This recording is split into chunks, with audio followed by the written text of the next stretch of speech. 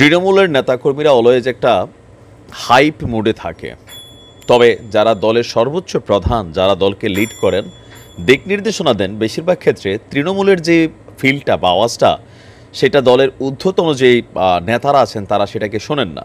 এটা না শোনার একটা মেইন কারণ আছে। ধরেন, আমি একজন সাধারণ কর্মী হিসেবে যেভাবে অ্যাকশন মুড চাবো অথবা যেভাবে ভায়োলেন্স মুড চাবো সরকার প্রেক্ষাপটে পট পরিবর্তনে, সেই মুডটা যদি একদম দলের হাইকমান্ড যায় তাহলে কিন্তু দল নানানভাবে বিপদে পড়বে। আপনি দেখেন যে সরকার প্রেক্ষাপটের এই পরিবর্তনে এসে তারেক রহমান যে সিদ্ধান্ত নিচ্ছেন, একদম দলের সাধারণ বিএনপির নেতাকর্মীরা সেটার সাথে অনেক ক্ষেত্রে সহমত পোষণ করছে না। তবে আজকের দিনে এসে মির্জা ফখরুল ইসলাম তিনি যেই বক্তব্য দিয়েছেন, সেই বক্তব্যে বিএনপির লাখ লাখ নেতাকর্মী তারা হতাশ হতে যাচ্ছে।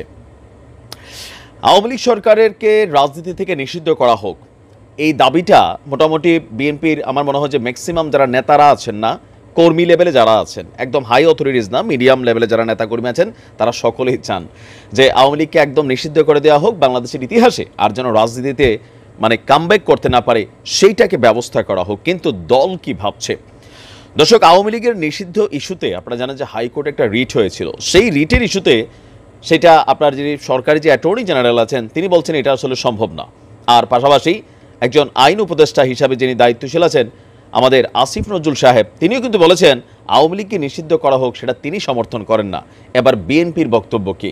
তো এই মুহূর্তে বিএনপির যিনি প্রধান মুখপাত্র বাংলাদেশে বসে কার্যক্রম চালাচ্ছেন মির্জা ফখরুল ইসলাম আলমগীর, তাকে আজকে প্রশ্ন করা হয়েছিল যে আওয়ামী লীগের নিষিদ্ধের ব্যাপারে আসলে তার সিদ্ধান্ত কি বা দলের সিদ্ধান্ত কি। তো তিনি বলছেন যে কোনো দলের নিষিদ্ধের বিষয়টি আমরা সমর্থন করি না, বিএনপি সমর্থন করে না বলে জানিয়েছেন বিএনপির মহাসচিব মির্জা ফখরুল ইসলাম আলমগীর। গণমাধ্যমে প্রকাশিত এক সাক্ষাৎকারে আরটিভিতে এই ফিচারটা এসেছে। তিনি বলছেন, আমি কখনোই কোনো রাজনৈতিক দলের নিষিদ্ধের পক্ষে নই, আমার দলও বিএনপিও সেটা বিশ্বাস করে না। আমাদের প্রতিষ্ঠাতা জিয়াউর রহমান বহুদলীয় গণতন্ত্রের শুরু করেছেন। আগে তো আওয়ামী লীগ একদলীয় শাসন শুরু করেছিল, আমাদের নেত্রী খালেদা জিয়া সংসদীয় গণতন্ত্র শুরু করেছেন। সুতরাং কোনো দলের নিষিদ্ধের বিষয়টিকে আমরা সমর্থন করি না। আর বিএনপির পররাষ্ট্রনীতি কেমন হবে, যেহেতু বিএনপির 98% যারা তৃণমূলের নেতাকর্মী তারা ভারত ইস্যুতে মনে করে ভারতের বাদ দিয়ে বাংলাদেশ একদম স্বয়ংসম্পূর্ণ স্টাইলে চলতে পারবে, আমরা প্রয়োজনে পাকিস্তানে যাব, প্রয়োজনে আফগানিস্তানে যাব বা প্রয়োজনে চীনের কাছে যাব, ভারতরে কোনোভাবে চাই না। কিন্তু বিএনপি কি ভাবছে? বিএনপির মহাসচিব বলছেন, আমি কখনোই কোনো তিনি বলছেন যে আমরা সকলের বন্ধুত্ব চাই, আমরা পার্টিকুলারই কোনো দেশের সঙ্গে বন্ধুত্ব চাই না। আমরা কোনো দেশ বাংলাদেশের পার্টিকুলারই কোনো দলের সঙ্গে সম্পর্ক গড়ে তুলুক এটাও আমরা চাই না। সকলের সঙ্গে বন্ধুত্ব, অন্য দেশ এখানকার মানুষের সঙ্গে সম্পর্ক গড়ে তুলবে পারস্পরিক স্বার্থ বিবেচনা করে, সার্বভৌমত্বকে সম্মান করে। তিনি বুঝতে চেয়েছেন ভারত যেমন শুধুমাত্র আওয়ামী লীগ সরকারের সাথে সম্পর্ক করেছে, অনেকে আবার ভাবতেছেন যে বিএনপি কি পাকিস্তানের সাথে সম্পর্কটা ভালোভাবে করবে কিনা। কারণ এটা বাংলাদেশের ঐতিহাসিক একটা ট্রেন্ড আছে যে বিএনপি আসলে পাকিস্তানপন্থী একটা অবস্থান তৈরি হয়, আওয়ামী লীগ আসলে ভারতপন্থী তৈরি হয়।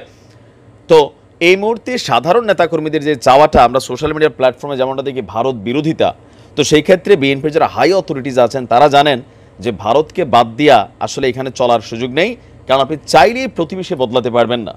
তো বিএনপির হাই অথরিটিজের সিদ্ধান্ত আওয়ামী লীগ রাজনীতি করুক, বাংলাদেশে থাকুক, এটাই পাশাপাশি ভারতের সাথে সুসম্পর্ক থাকবে, পাকিস্তানের সাথে থাকবে, দুই দেশের সাথে বন্ধুত্ব, তবে অতিরিক্ত মাখামাখি না, দেশের স্বার্থ বিবেচনা করে। তো এখন মির্জা ফখরুল ইসলাম সাহেবের এই বক্তব্য স্পেসিফিক্যালি এটা বিএনপিরই বক্তব্য। কি ভাবছেন বিএনপির নেতাকর্মীরা এমন সিদ্ধান্তে? কমেন্টে জানান। আসসালামু আলাইকুম।